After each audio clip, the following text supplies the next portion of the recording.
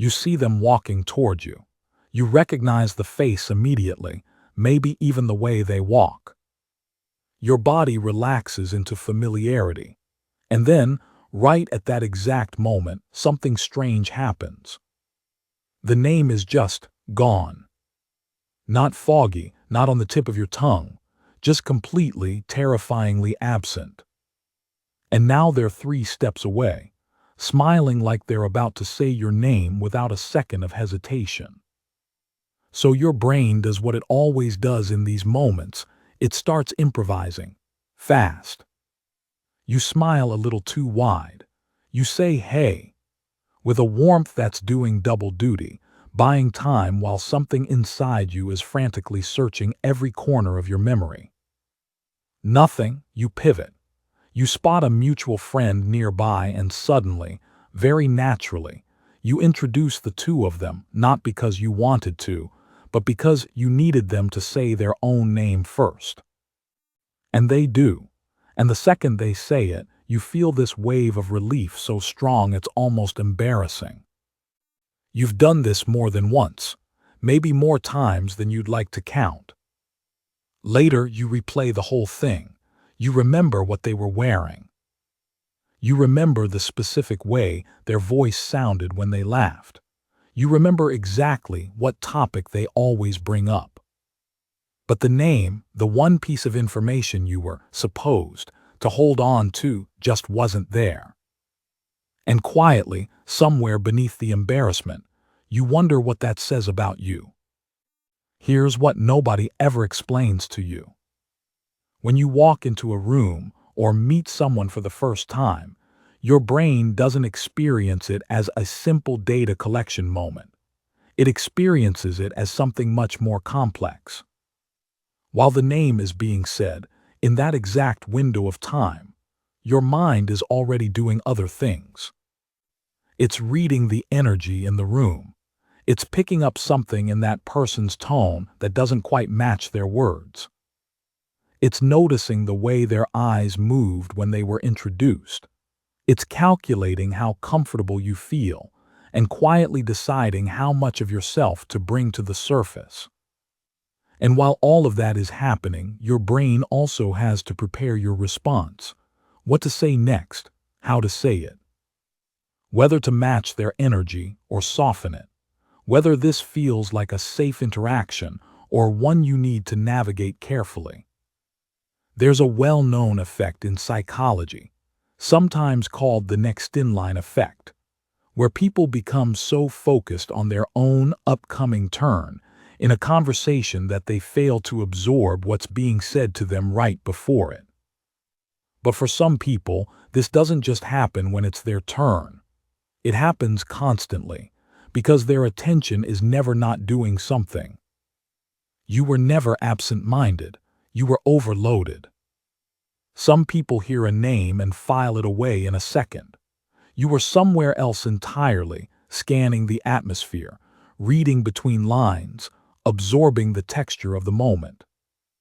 The name simply didn't get the bandwidth it needed, not because you didn't care, because you were already caring about too many other things at once. This is where it gets interesting. There's a classic concept in memory research that's worth understanding emotionally, not just intellectually. It's called the Baker-Baker paradox.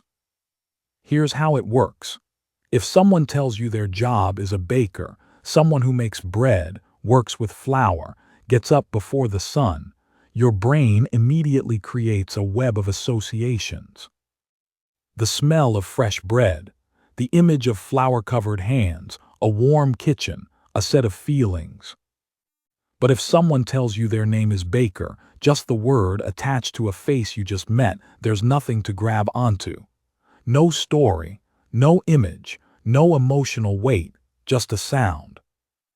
And sounds without emotional weight have a way of simply passing through. Meaning sticks, labels evaporate. Names by themselves are psychologically weak. They're assigned arbitrarily. They don't tell you who someone is. They don't give your brain anything to hold on to. nothing to connect to something you already feel or know. Your brain quite naturally gravitates toward what carries weight: stories, patterns, emotional tones. The way someone's face changes when they talk about something they love.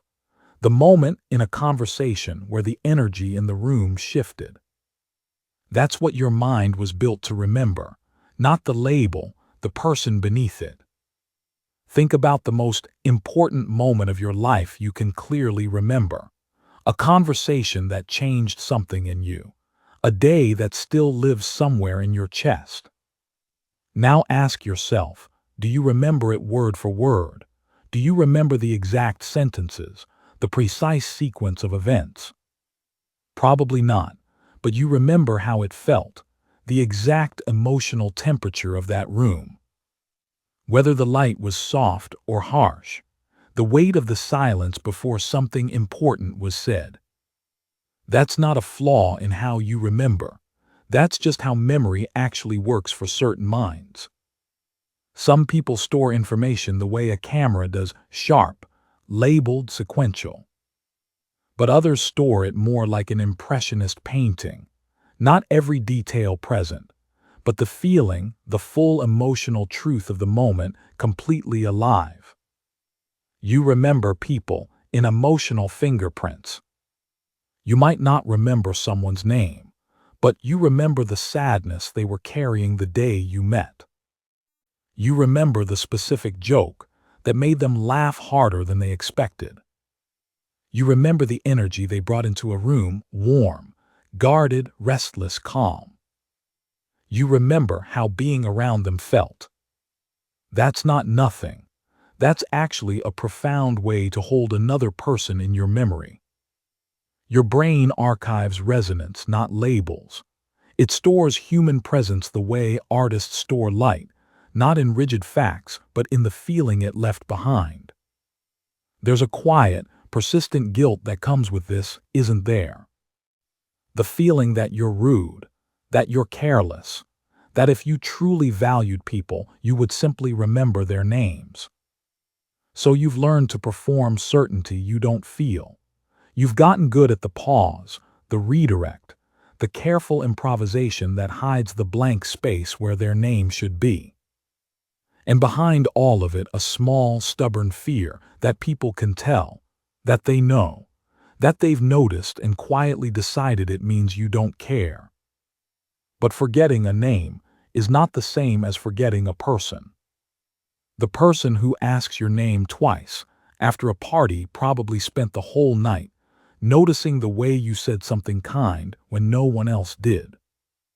The person who blanks on your name at work may be the same person who remembered, weeks later, that you seemed stressed one afternoon and checked in on you quietly. Caring and cataloging are not the same thing.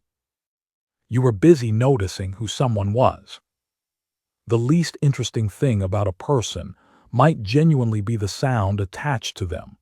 The name is just a tag. You were paying attention to what was underneath it, the warmth, the weight, the real presence of another human being. That's not a failure of attention. That's a different kind of attention entirely, one that most people never stop to see in themselves. So the next time it happens, the moment of panic, the scramble, the quiet guilt afterward, maybe remember this instead. Your brain wasn't absent.